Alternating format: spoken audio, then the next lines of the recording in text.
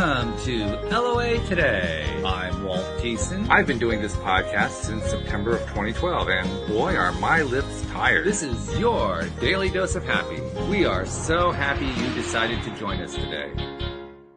Our friend Neo is celebrating his girlfriend's birthday. Happy birthday, Jackie. So he won't be here this week, and I'm not sure if Debbie's going to be here. Debbie G, if she's not going to be here this week, she will definitely be here next week, because next week is when we're going to talk about the surgery she went through and the various side events that came along with that. It was pretty significant stuff, but she's come on through on the other side real well, so we're really happy about that. But I do have a guest joining me today, and his name is Kody Duncan. And Kody is a member of something we've talked about quite a bit over the last I don't know how many episodes. He's part of the positive psychology movement that kind of emerged starting circa late 1990s and kind of spread like wildfire around the major universities that delve into the psychological realm. I think over like the first 10 years of its existence, some of the most popular classes at the Ivy Leagues are positive psychology classes by large amounts. Which doesn't surprise me a whole lot because, well, let's be honest, most psychology is about abnormal psychology or really negative stuff. And to have a psychology class that actually, if I had a class like that available to me when I was in school, I would have taken it. I mean, seriously. Okay, listeners, show of hands. How many people would not have taken that class? See, I told you. So, Kody, welcome to the show. How are you doing today? Thank you. Glad to be here. Thank you for having me. Now, I have to admit, most of my knowledge about positive psychology comes from Sean Aker, although I have delved into some of the other teachers of positive psychology. But I'm going to be curious to know more about what it is that you've picked up in your travels. And give us a little background. Like, how did you get into this? Were you like what I was just describing? You were in school and you saw positive psychology. You said, ooh, that sounds good.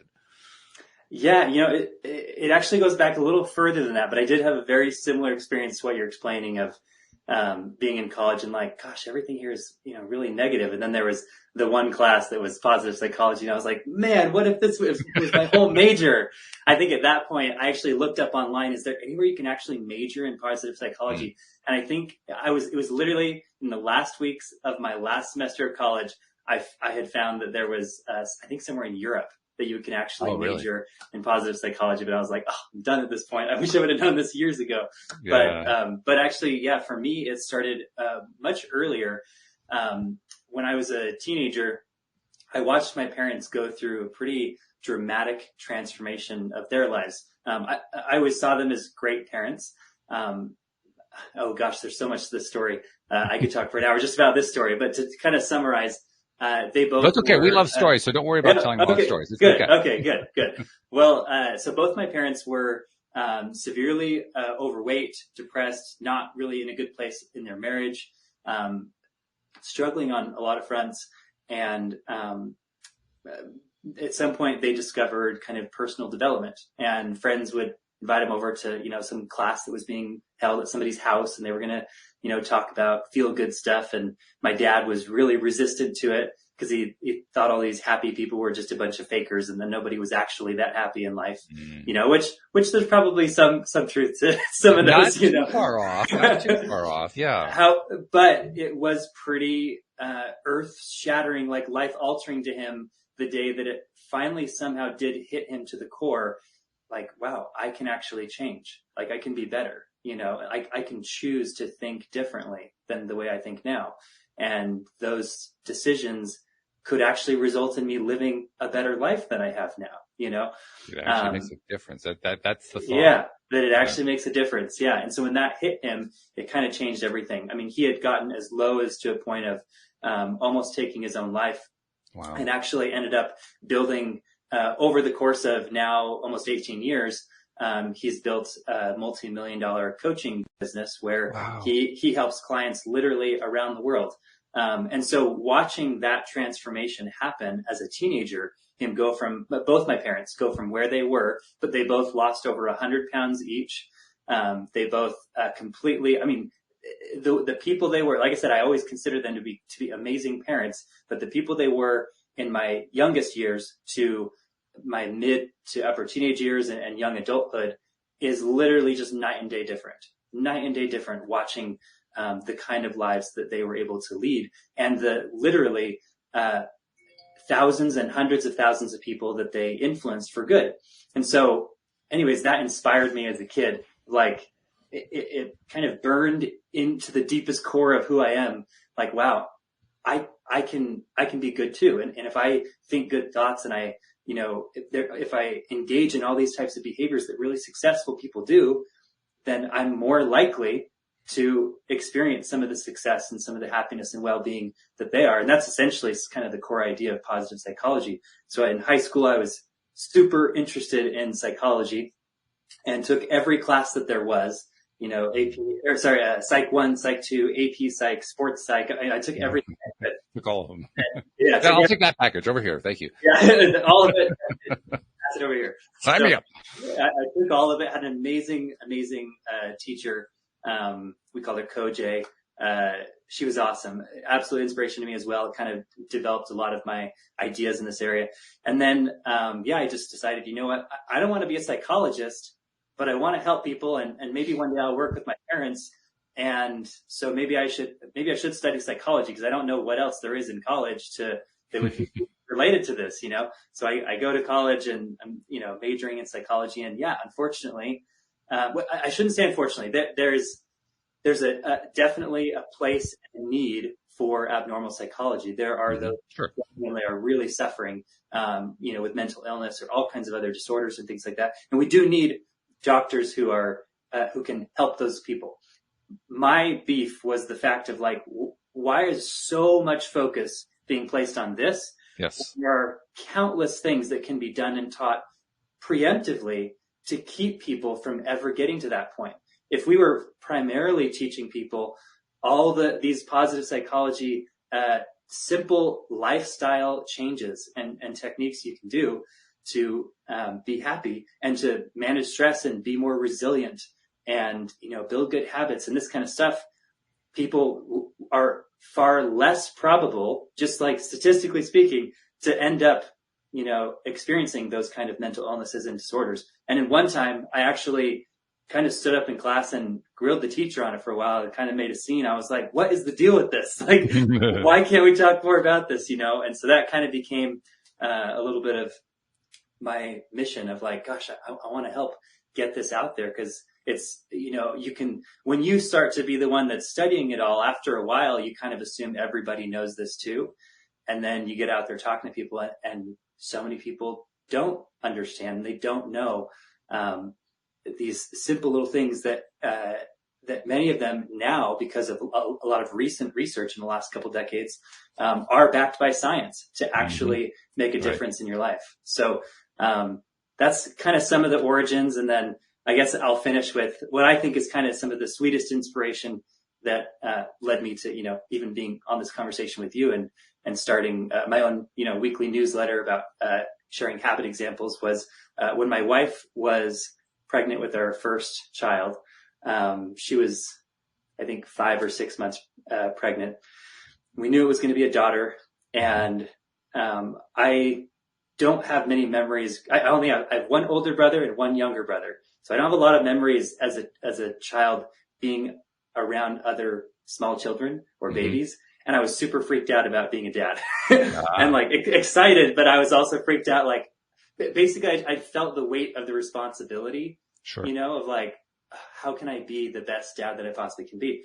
So I was doing listening to all kinds of podcasts and reading books and watching videos and trying to get any knowledge or wisdom that I could gather, to help prepare me to be a good dad. And one day I was out going on a jog, as I liked to do often, and I still like to do.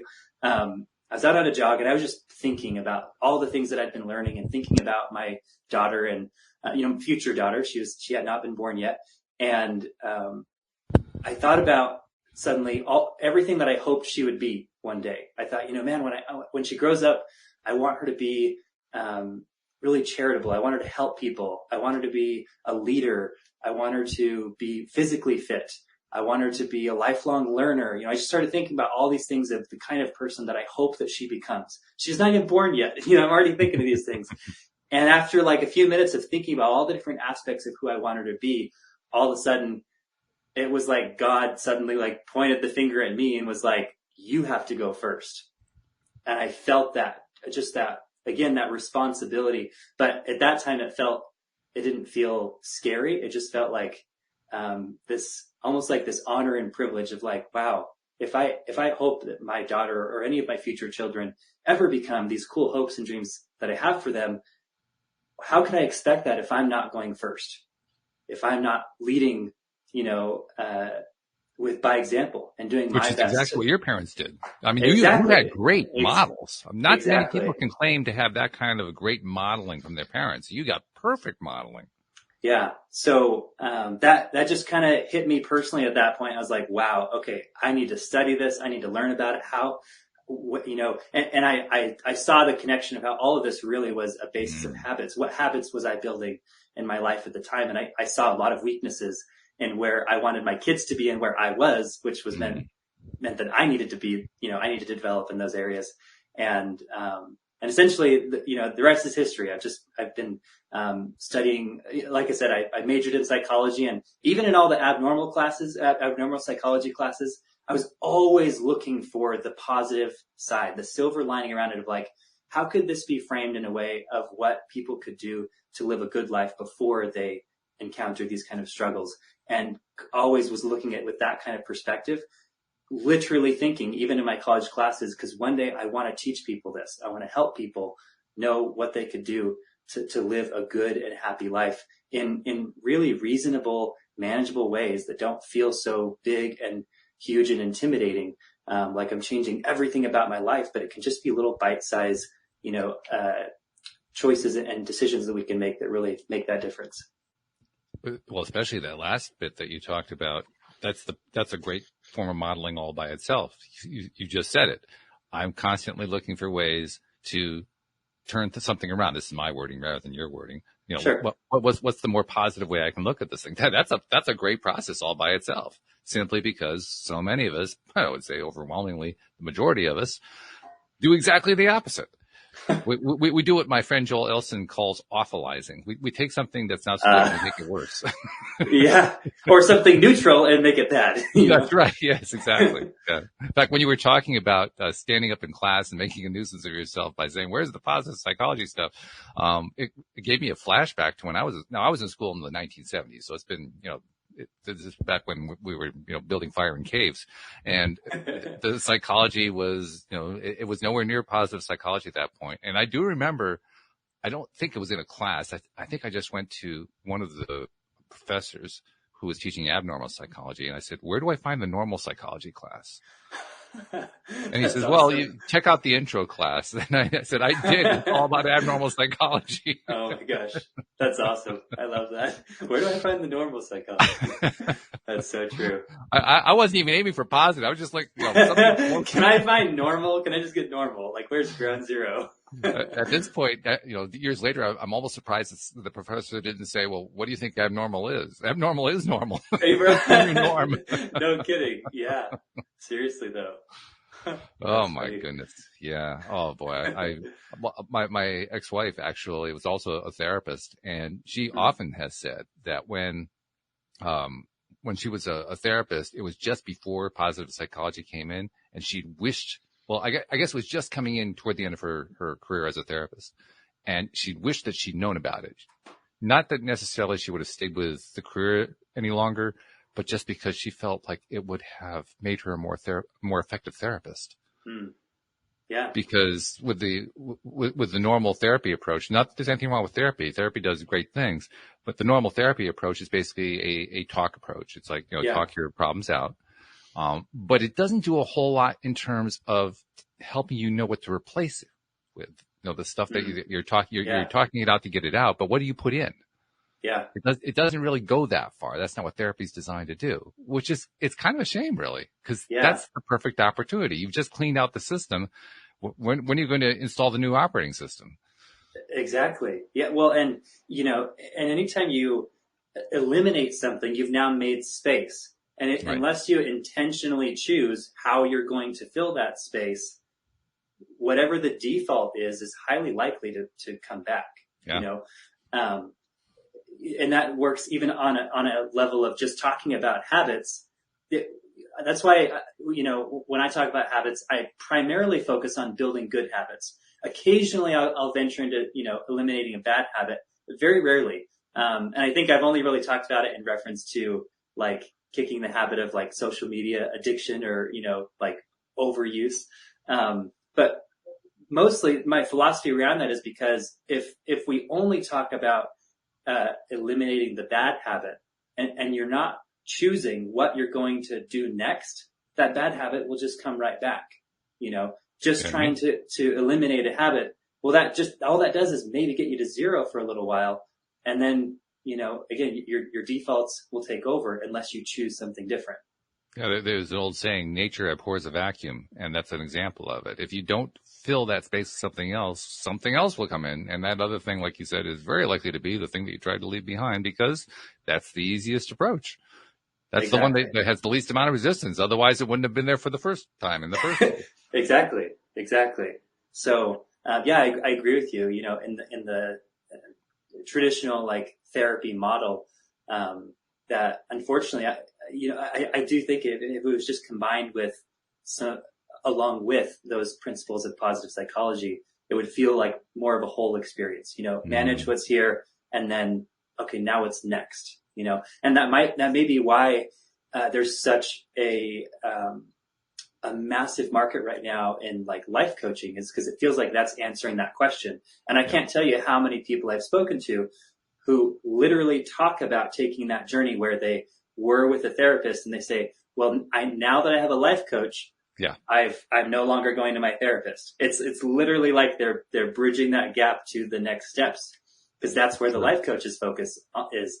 Everything of what you should do next, And so many of the people who've been on the show have been life coaches. So I know exactly what you're talking about, because not only is that a good way, I'm sure, of describing their experience, but it also describes their personal experience. I mean, anybody who gets into any of this kind of coaching stuff, not anybody, 90% or more, let's put it that way, do so because they had some kind of a crash and burn, some, major thing that was going on that they had to work through.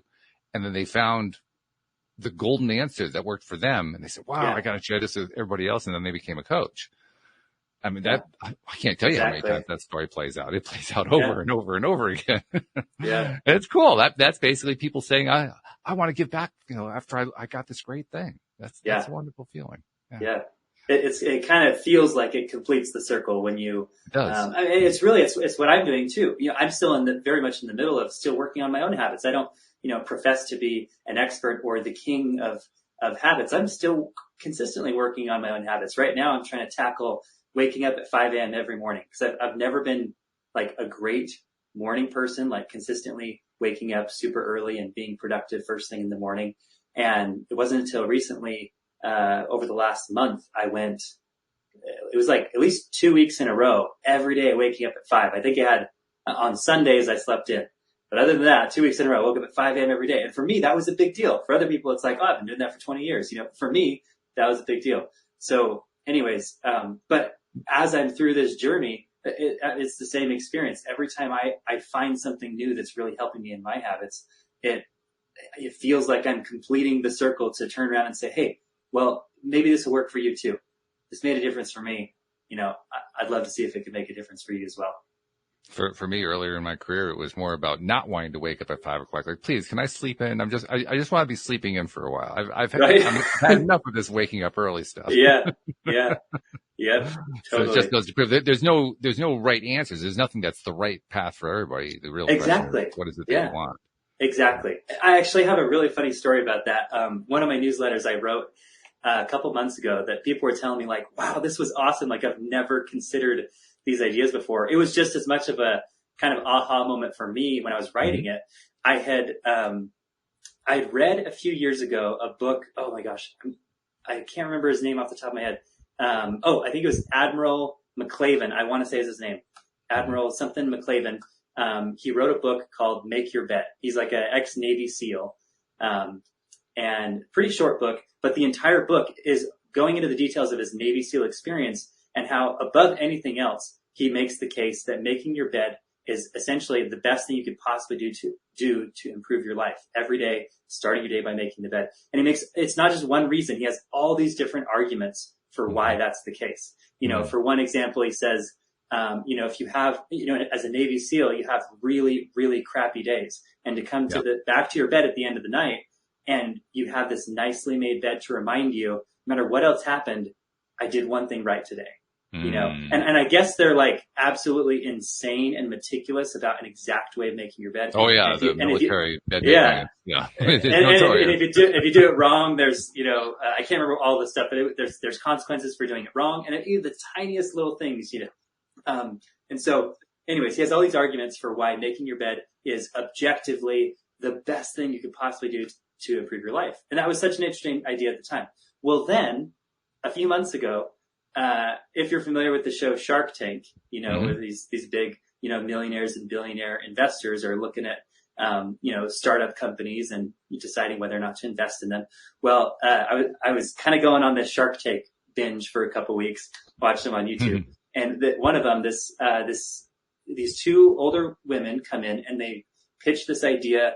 It was some kind of sheet that made it really easy for making the bed. I can't remember exactly what was the proprietary thing about it, but there was some unique design to the sheet that made it really simple and fast for making your bed. And I was shocked when Mark Cuban, who's by far, by 10 magnitudes, I think, more wealthy than any other shark on the show of the investors. Yeah, he's I think into the 4 or 6 billion, maybe even 8 billion at this point that he's worth. Yeah. He tells the person, he says, hey, look, you guys, I love what you're doing. You've got some great energy and everything, but I can't invest in this because years ago I swore I would never make my bed again for the rest of my life. And I was like, what? And I had to go back and rewatch, what did he just say? This billionaire said what? And he explains, no, I swore that I would never make my bed again in my life because early on in my career, I did the math of how much time it would take for me to make my bed, on a weekly and then yearly and then every decade. And then after 30, 40, 50 years, how much time that would be.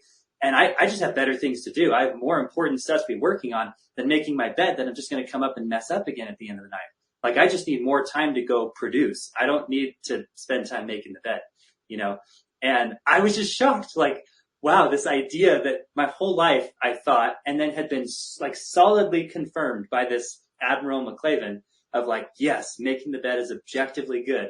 And then all of a sudden, this billionaire, super successful man says, oh no, I never make my bed, and I swear I never will, and here's my reasons why. It just put me kind of, gave me some humble pie of wow, even when it seems like there's all these good reasons for doing something, maybe even studies to back it up, that doesn't necessarily mean that's going to be exactly the same for every single person.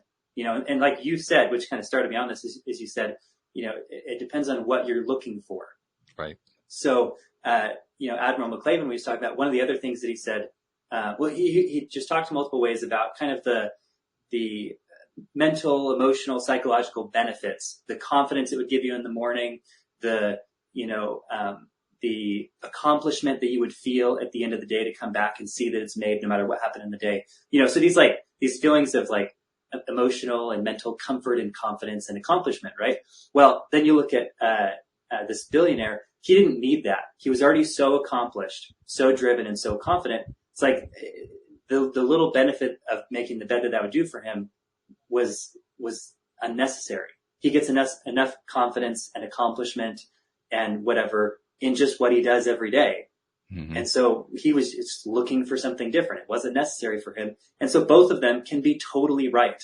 And, and that's okay. And so anyways, I shared in this newsletter, what are you looking for? What do you need? And go with that. And of course, after I sent out this newsletter, my wife reads it and she's like, did you write a whole article just to get an excuse to never make the bed again? So we've had to work out a deal with my wife where we decided whoever's the last one in bed in the morning gets to make the bed. So now we know why you want to be up at 5 o'clock. May or may not be why I started waking up at 5 a.m.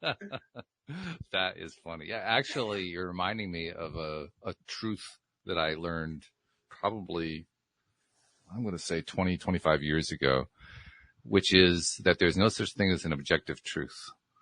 All truths are subjective. And it took me a while to get there.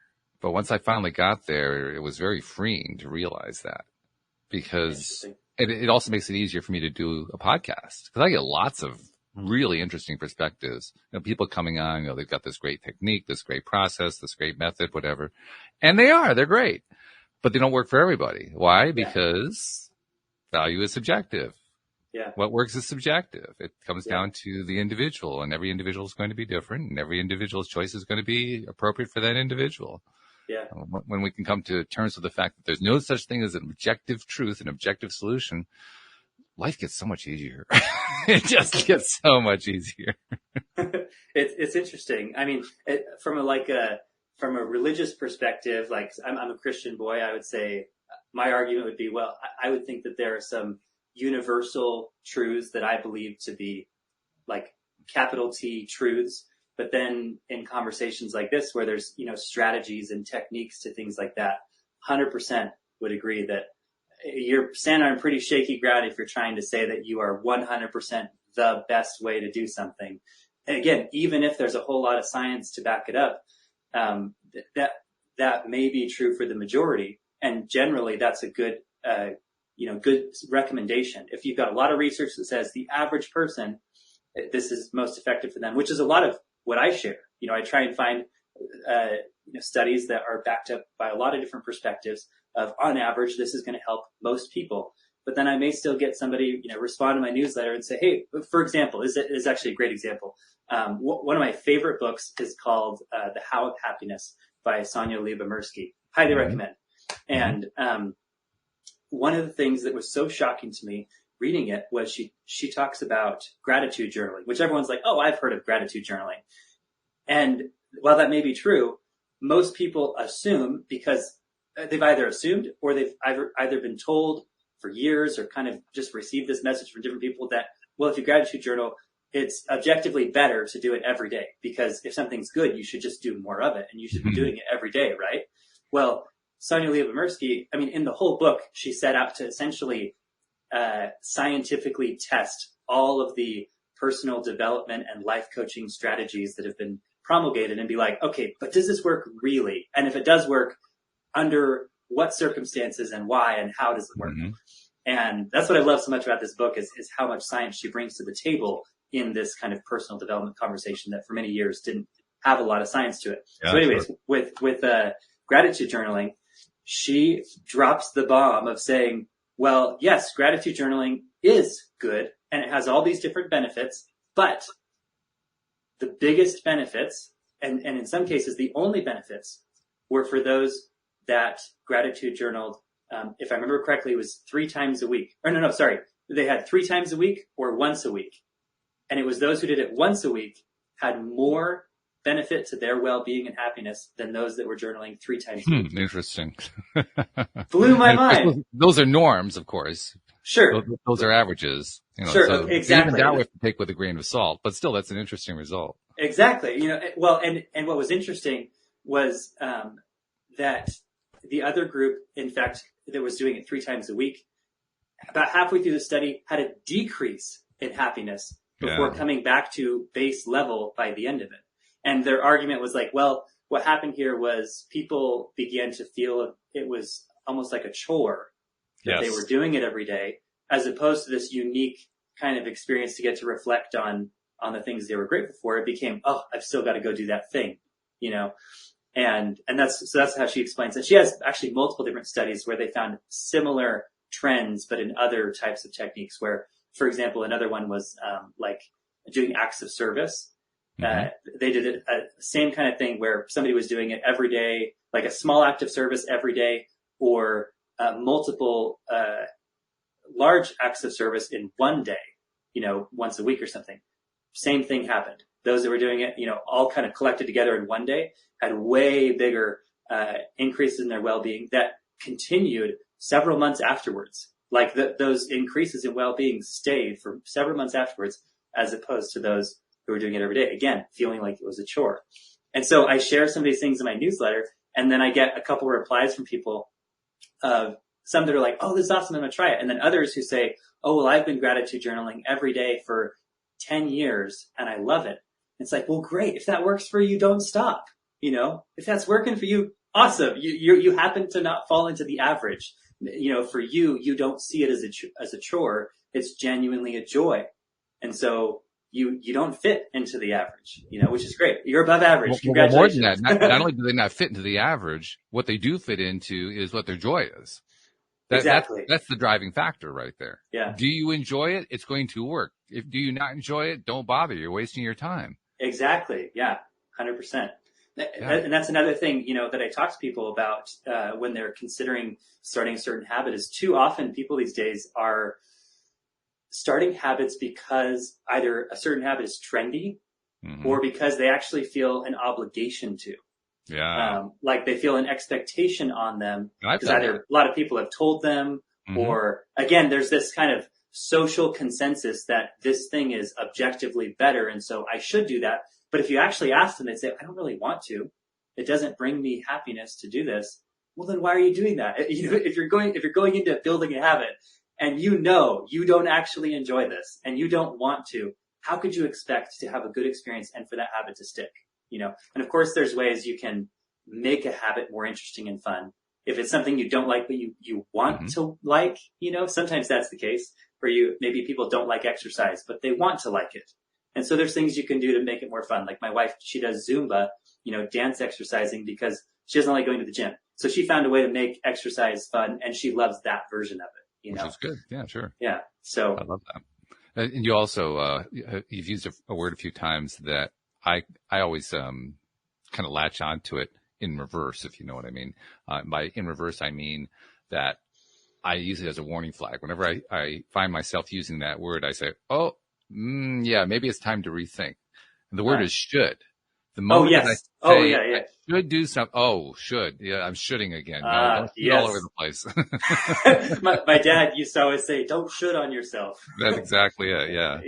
Yeah. I mean, I try and be careful with that myself. I'm not sure all the ways that I've used it in this conversation, but that is something actually recently I was talking to somebody about the same exact thing. One of my friends, we were having the conversation about things with, my relationship with my wife, his relationship with his wife, and our expectations on our wives or their expectations on us of, for example, my wife in the conversation, I was saying, I wish my wife was a little bit better listener because as you can tell, I like telling long stories and I like sharing a lot of details and she's a very get to the point kind of person. And so I was saying things like, well, I just wish she would be like this. And kind of, I don't remember if I said the word exactly, but I was definitely giving the feeling of she should be this way. And then it was great because, I've asked the same question to other people, but he was a good friend at the time and turned it back on me. And he said, well, how do you know you're not the one that needs to change?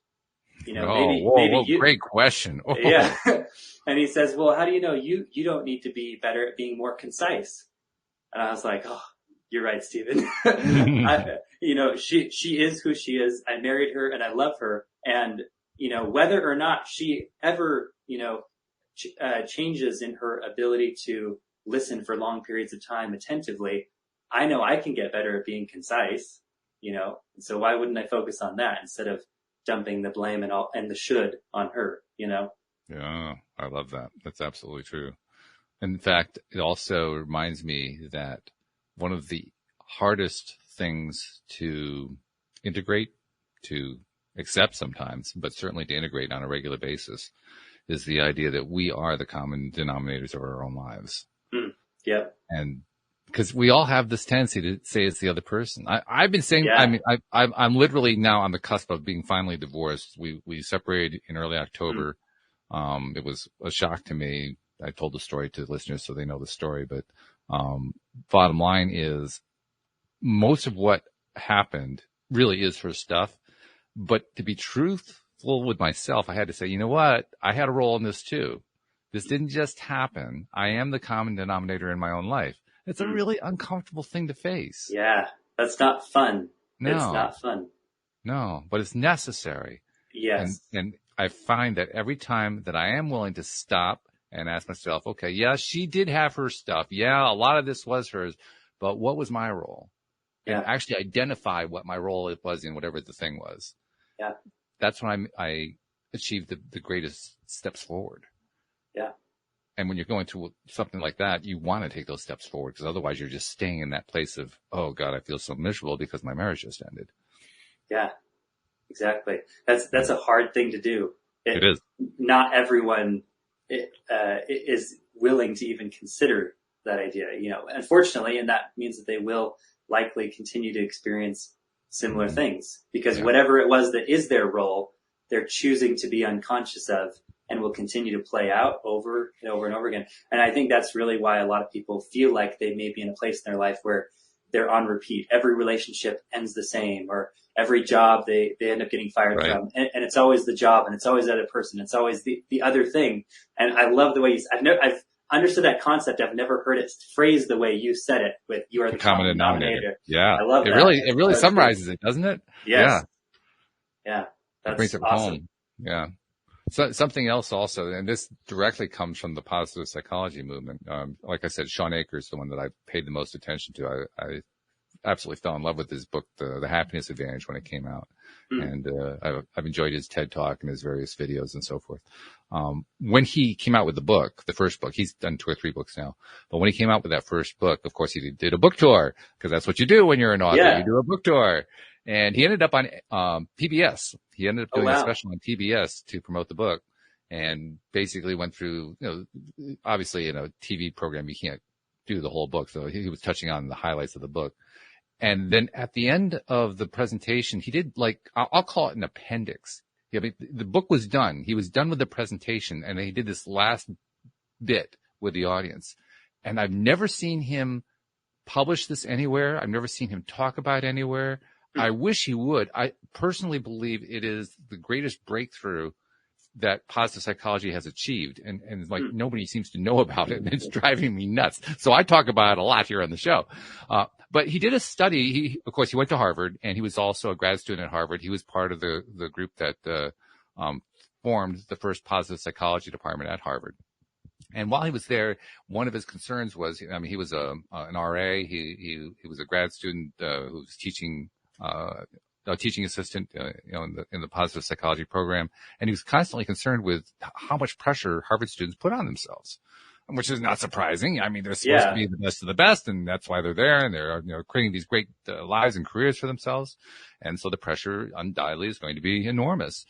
But he wanted to help them find ways to alleviate that pressure. So he decided to do a survey where he was basically going to probe all the different areas of their lives to find out what, and not just their lives, but also faculty and everybody who's involved in the Harvard community. I think 1/5 of the population took this study. Wow. And he was going to find out what's the best way of predicting whether or not someone's going to succeed with whatever it is they want to do in life, so that he could tell the students about it and they could find a way to relax. Like, okay, all I have to do is just keep doing more of this. Yeah.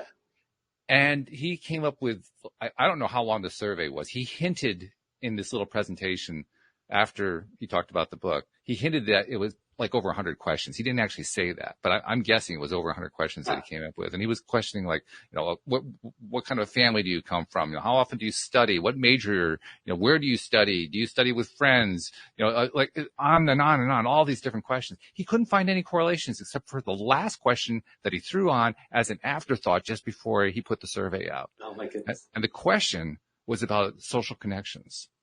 And it turned out that the correlation between social connectedness and the ability to predict on that factor alone whether or not someone's going to succeed with whatever it is they're trying to succeed with was 0.7. In other words, 70% predictive all by itself. Wow. And I thought, oh my God, one factor? How often do we get crazy. One factor that has that much influence? That's incredible. And he also gave us a way to compare it. He said the correlation between smoking cigarettes and getting cancer is 0.44. Oh my gosh. That you can understand why I am just mind blown. How could this not be published anywhere? I have never seen this published anywhere. I got to write Sean one of these days. I got to say, why haven't you published that thing? No kidding. This is like mind blowing. That is crazy. I can't believe, I'm with you. I'm like, I'm speechless. I can't believe that wouldn't be published. I mean, a whole book should be written just on that. It should be, right? Yeah. That's incredible. And Wow. I've actually developed my own theory. Now, I have no study at all to back this up. But my theory is there are two factors that if you put them together are probably close to 99% predictive. The first one, social connections. The second one, self-confidence and self-love. I was just going to say, I bet it. Yep. Yeah. I'll bet you. I mean, I'd love to see a survey that, a study that puts those two factors together and tries to find out how predictive they are. I bet you it's going to be almost perfect. Yeah. I mean, there's no such thing as perfect, but I bet you it's going to be pretty darn close. Huh. Wow. That's crazy. Yeah. That aligns with Sonia Liebemersky from the How of Happiness I was talking about earlier. She talks a lot about how the same thing, and she has her own studies. So you could look up, you could read her book and look up her stuff. But she has her own studies also heavily linking basically social connections as the number one predictor of happiness above all the other things. And so, and you can see this play out, around the world when you look at, so I lived in Honduras for 2 years for a church mission. And, you could see people living in a dirt and stick kind of hut and smiling and being happy. And it's like, how is that possible? You would look at your construct of everything you've been told about what makes somebody happy. And this person has none of it. Why are they happy? You know, because of their family and their friends that they have. Like that supersedes literally every other circumstance. And I'm sure there's other arguments you could make, but the most common factor here in everything is social connections. And so it makes sense as a predictor of not just happiness, but also, success in life. I mean, you hear this in many different industries that it's not, it's not what you know, but who you know. Like that's a common thing as well. So not only is it a predictor of happiness, it, apparently is correlated with just overall success. If you, are good at making connections with people, then you'll go further, which, as an introvert, I'm like, dang it. But yeah, me too. I'm an natural introvert as well. I know exactly what you mean. Yeah. But I guess, it's worth noting that introverts don't necessarily not have connections. We just connect in different ways, That's true. Deeper with fewer people as opposed to, I hate to say more shallow, but, not as deep with more people, for extroverts. I think we also have an advantage too. The advantage is because of that tendency to be deep in our connections, the more connections we can add, it's very likely we're going to make them deep connections. So we're actually going to make much more powerful connections each time that we make one. So I've actually been actively reaching out, well, partly from doing this show. In fact, that got me through when my wife left because I was devastated after that. Just totally devastated. But it was my contacts, my co-hosts and, the people I'm closest to who have done a lot of episodes with me here on the show. They're really great friends. And this is also great. A lot of them are therapists and life coaches. And boy, that makes it a whole lot easier. Oh yeah, so for sure. I reached out to them and I said, I'm in this terrible situation. You got to help me through it. And they came through. Wow. And in a big, big way. I mean, I've learned a lot doing this show. I've learned a lot of processes, a lot of methods and so forth, and I was applying a lot of them. But without that support from my virtual friends, and that's what they are. There's one of them that I've met physically. The others I've never met physically. But my virtual friends were right there, and boy, did that make a difference. I was so glad to have those social connections, and it really reinforced for me, I want more. I want more social connections. I mean, even that, I don't think it's ever enough. I think you really need to have as many as you can put together. Yeah. And you know what I love about that's beautiful is we talk so much about how all the negatives to social media these days, there's a big focus on it. And there are a lot of downsides to social media. But what a blessing, what a beautiful thing that technology connected you with people that were able to support you when you needed it. And that still delivered that emotional and moral support you needed, even though it was virtual. And even though I have friends too that I've literally never met in person, or I've been maybe a total of 20 minutes with them in person, but I've spent probably hundreds of hours talking to them online in different ways. And so, it is really cool. And there are some beautiful things there. As you were talking, I also remembered another set of studies I've heard, of a different application of social connections, and their benefits, that actually people who've had serious injuries or illnesses or, been hospitalized, that those who had more social connections, it was directly correlated with their recovery time being significantly shorter, that they recovered much faster when they had more social connections. Those that felt more alone literally took longer for their bodies to heal and recover. So, I mean, I'm sure we could go on and on about every single aspect of your life, that there's got to be, a study for it or something somewhere, that social connections are powerful. Well, I'm going to contact Sean. I put it off long enough. Sean, you don't know me. I've talked about you a lot on my podcast, but you really need to publish that study. No kidding. And then tell me what he says, because I'll know. Right. That's awesome. Yeah. Of course, I'll find out that, I did publish it. It's in my third book, page 465. Yeah, right. Right. You mean I had to read 400 pages to find it? To which I'll probably reply, what? That's the only place you're going to put it out? Really? Right. Yeah. You should be screaming this one from the rafters, for goodness sake. No kidding. This is just, of course, that's shooting again, but still. Yeah. You could be shouting this from the rafters. That's right. That's the other tricky part. I mean, if we change the language, have we really changed the thought? Yeah, right. That's funny. Yeah. Maybe it's more along the lines of, I'd appreciate it if you would. Yes, there you go. See, I love that. That's a good way to rephrase it. I'd appreciate it. Or, here's an idea, or something like that. Mm-hmm. No obligation. No obligation, right. But if you don't, I'm going to stop paying attention to you. No. Right. No obligation, with a caveat. That's right. No carrots. I mean, no sticks, rather, just carrots. We avoid sticks. That's awesome. That the combination of social connections and self-love and self-confidence. We haven't talked about that a whole lot, but let's bring that in, and I'll bring it in through my own experience, because in my younger years, in my 20s particularly, I really had very little self-confidence.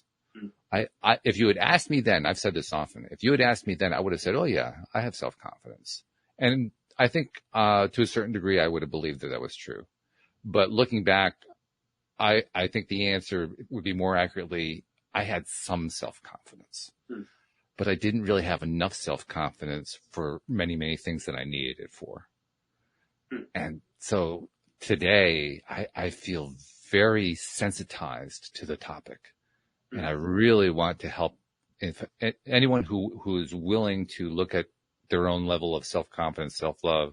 I want to really encourage them to do that and to take steps to improve it, because boy, I really know from experience just how important that is. So I'm just curious, what do you have any, I mean, I have things I've talked about, but do you have any approaches, methods, processes, whatever that you do or advocate to build that? To build it? Well, I have one idea before I go into anything necessarily to build it. And I do have some ideas there, but one thing that just came up as you're talking about that was it threw me back to, some of the few college classes I actually really loved. There was the positive psychology class, and then there was a social psychology class that I felt like was really close to positive psychology, the way my professor taught it, Dr. Diane Tice. She's a researcher, incredible woman, also married to another very prominent researcher in willpower. I mean, both of them, a lot of what I believe and teach honestly came from them. So I owe a lot of credit to them. But they were kind of a big foundation. And then along with my positive psychology class, one of the ideas that stuck out to me in the social psychology class, there was a study that that Dr. Tice shared in California, where they had assumed that they had the theory that, well, if our students had better self-esteem, they would get better scores in school. They'd get better grades. They thought we just need to improve their self-esteem, and it completely backfired. They built up people's self-esteem. The students became really confident and cocky, but they didn't actually get better grades. Now I'll connect that to an entirely different, I guess I wouldn't even say study, philosophy from some of the things that we were learning in positive psychology, was the idea that maybe instead of so much focus on And I do think there's a difference between self-esteem and self-confidence. But even taking it a step further, because you followed it up with, you said self-confidence and self-love. So one of the ways that my positive psychology professor would phrase it is self-compassion. And that should be the biggest thing we should work to develop is self-compassion and then compassion for others. Mm-hmm. And if we can focus on those two, because ultimately, like true self-confidence that doesn't lead to cockiness or overconfidence really is just self-compassion. To give ourselves mercy for our mistakes, but love ourselves for, the things that we do well, and it's okay that we're not perfect, but that we can embrace the areas that we are striving in, but also be merciful to those mistakes. And I think all of that kind of wraps up really nicely in the package of just self-compassion. Mm-hmm. And so,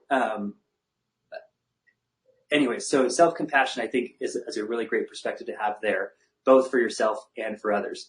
Now, for building that, the self-compassion side, I like to play, actually it would be more of the other compassion for others, a game that I like to play, because we get into a lot of like judging others and assuming the worst in others, so there's kind of a little game that I like to play with myself where, when I feel that urge or temptation or whatever you want to call it to judge someone or like think really harshly of like, gosh, why would they do that? They're so dumb. Like it was such a terrible decision, or why would they do that to hurt this person or hurt myself, or just that was just a stupid decision, to play the game of what kind of life must they be living to think that is a good idea? Like and not in a sarcastic way, in a genuine way of pondering, like,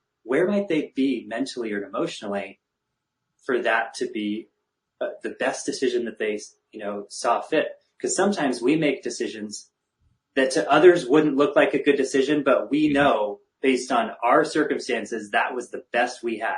Right. And so essentially kind of play that game of, what might be going on in their day?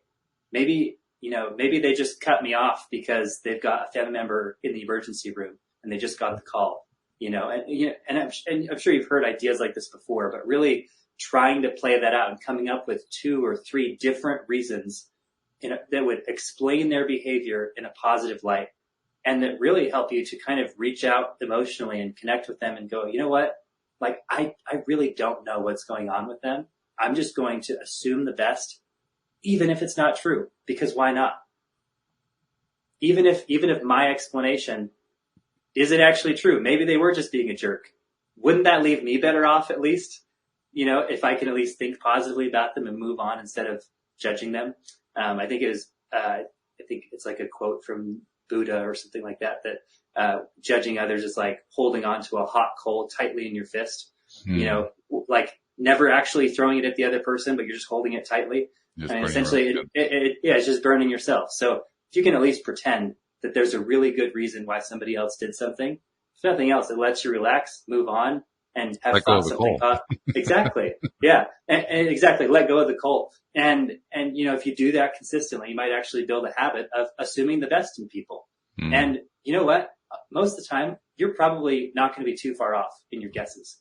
Mm. Just the way life goes. If you, there's a quote by, and I'm going to butcher this paraphrasing, but there's a quote by Henry B. Eyring that if you assume that everyone you talk to is in an extremely difficult position, 9 out of 10 times you're going to be right. That they're going through some extreme challenge in their life. That most people, they're not talking about it publicly. They're keeping some challenge private in their life, and you don't know what's going on. But if you assume that that's the case and talk to them and treat them as if they're going through something difficult, and treat them with respect and kindness and generosity and offering help, most of the time you'll be right, and you'll have created, this beautiful social connection that really ultimately helps both of you.